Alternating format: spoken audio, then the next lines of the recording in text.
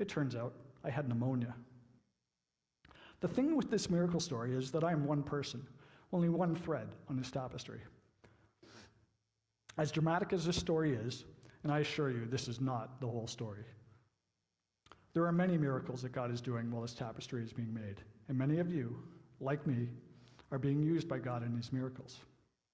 One thing that I recognized early on in this journey is that I was not the only thread on this tapestry. Many people supported me and my family as we recovered and trusted in the picture that was being created. God used many people.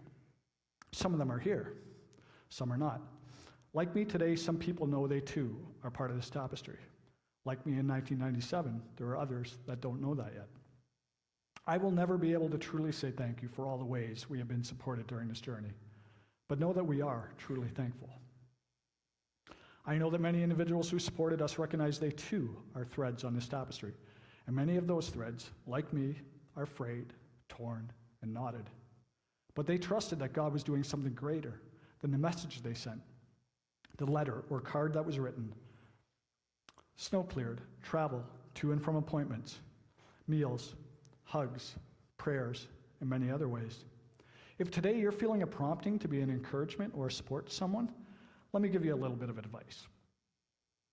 Saying you are there for them or telling them to let you know if they need anything is thoughtful. And I know you are doing this because you feel and want to be a support. But most people are just trying to navigate the path they find themselves on and have enough faith to take their next step. They likely will not take you up on this offer. I want you to know that if you have a feeling you should help but don't know what to do, or you don't think what you have to offer is enough, sometimes just being there to listen or cry with is enough. I want you to know that the God that is prompting you is the same God that fed 5,000 men in addition to women and children with 5 loaves and 2 fish. Before I was a Christian, I would encounter people who needed what I had, and I would justify to myself why I should not help. I can't give this person money, I would think. I don't know what they're going to do with it. What I've learned through experience is that if I feel prompted by God to share my time, talent, treasures, or even this story, this is not only going to bless the individual who needs what I have, but it is highly likely that God wants to bless me too. For the individual who finds themselves on a path they did not expect, I know that God is already with you, even if you don't want to be on that path you are on, or this path doesn't go where you thought it was going. God knows the way on the path, and He will not leave you to navigate it alone. Trust in the truth that if you seek, you will find. God is with you on this path for the people He has prompted to be a support to you. When Jesus was in the garden and He prayed to God, "Not my will, but yours be done," He did not pray this because the path laid out before Him was easy. He prayed this because He accepted that on the path laid out before Him was a blessing much greater than was visible in the moment, even if this path was going to be difficult. In Hebrews 12:2 it says, "Because of the joy awaiting Him, He endured the cross." If I've experienced this miracle, I'm sharing it with you so that you are the only person who now knows you too are part of this tapestry, then I will rejoice in the joy and blessing I have been given. If God is prompting you to bless someone with your time, talent, or treasure, but you're waiting for a confirmation, I want you to know you just received it. If doubting Thomas is still here and you still think, "I won't believe it unless I see the nail wounds in his hands, put my fingers into them, and place my hand into the wound in his side," I want this person to know, I do not have the scars and wounds that my Savior endured for me.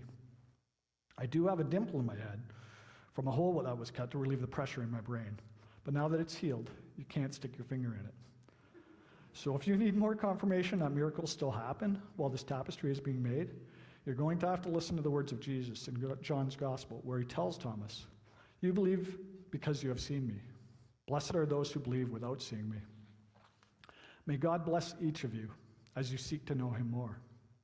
I pray you trust in Him while you are on the path you are on, and use your time, talent, and treasures to bless others, even when you don't see or understand how they, or you, are being formed. In the time since I began to trust in God to lead my steps regardless of where they would take me, I have learned something else that was reminded to me by a friend of our family who sent a text to me while her family supported us during my recovery. At the same time, they were remembering how God supported and provided for them in their time of need. What I've learned is, I see from the tapestry and footsteps of my own past that he is faithful. I see in the path I am on today that he is faithful. And because of this, I know tomorrow, when I take footsteps on an unfamiliar path, that he is faithful.